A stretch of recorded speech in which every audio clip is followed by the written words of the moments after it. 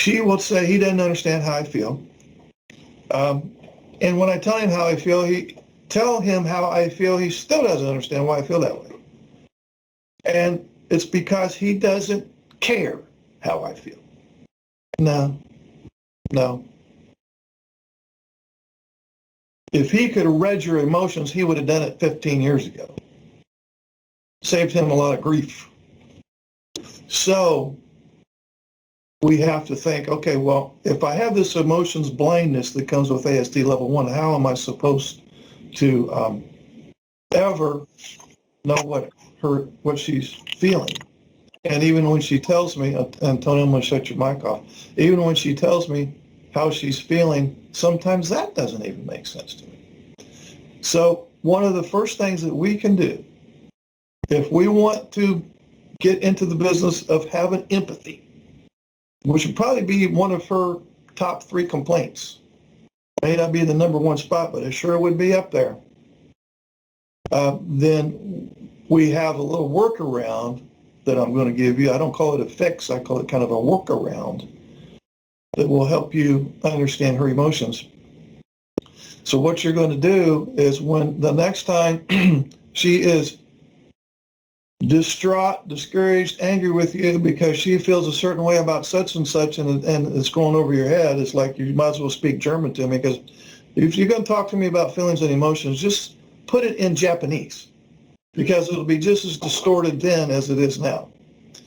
So when she is annoyed with you, talking to you about how she feels and how something that's very important to her, yada, yada, yada, what you want to do, guys, you want to establish a frame of reference. I'm going to appeal to your logical mind here. You want to establish a frame of reference, and your frame of reference is going to be her thoughts, not her feelings. So here's what you're going to do. The next time she says, well, you don't understand how I feel. You just don't care how I feel. Well, okay, so what was she thinking right before she started feeling that?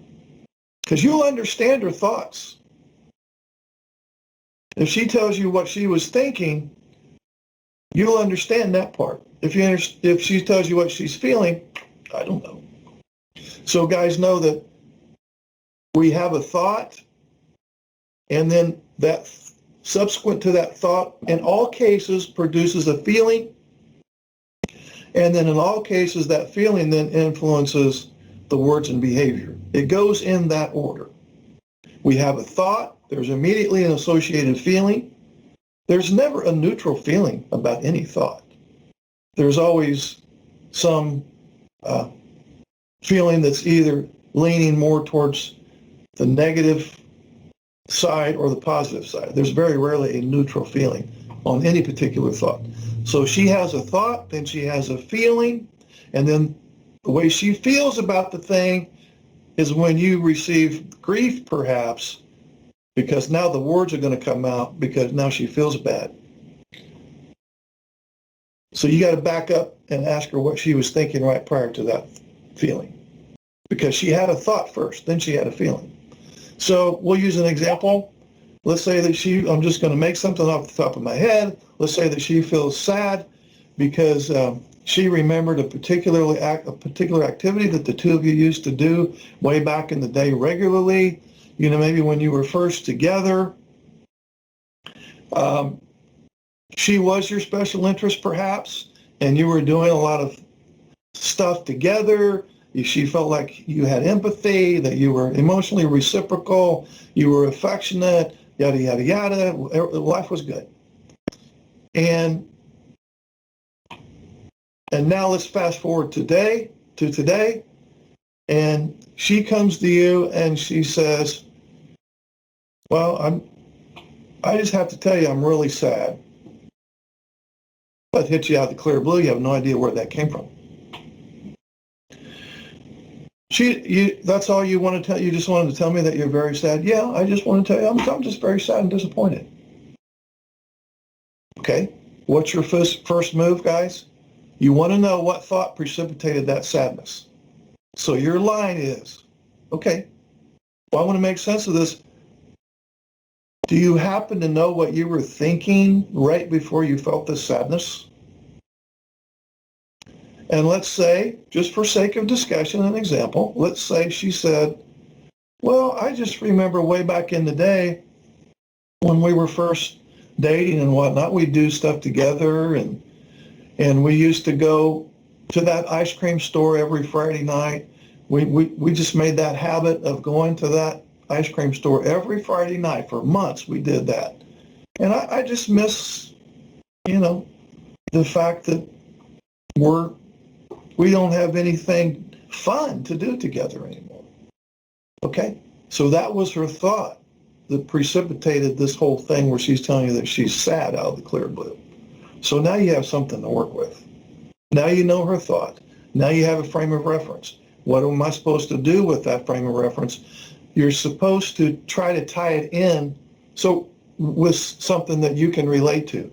So what we're dealing with here, guys, she feels a sense of loss. She lost this particular activity that you guys did regularly. So she feels a sense of loss there. That's the theme that's going on with her.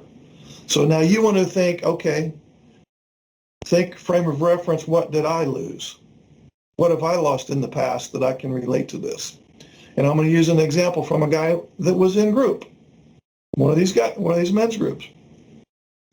He gave me this example because he was using this strategy. He said, when I used this strategy, when I was dealing with my wife, I came up with a frame of reference, and my frame of reference was a 69 Camaro. It was in mint condition. I mean, it was an antique. It was even certified, wherever you certify antique cars.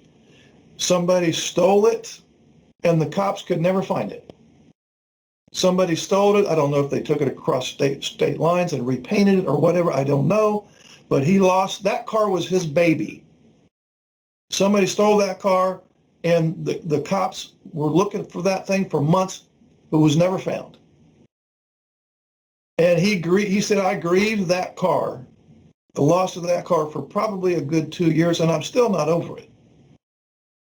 So that was his frame of reference that he used to try to relate to his wife having this sense of loss and sadness over, we used to do this thing together regularly back in the day, and it's lost. We don't do it anymore. So now he was able to understand her feelings because he knew how it felt to lose that Camaro. That was his baby. And he grieved hard over that loss. So he could tie that in to her sense of loss over that activity that they did together back in the day. And he knew exactly how she felt.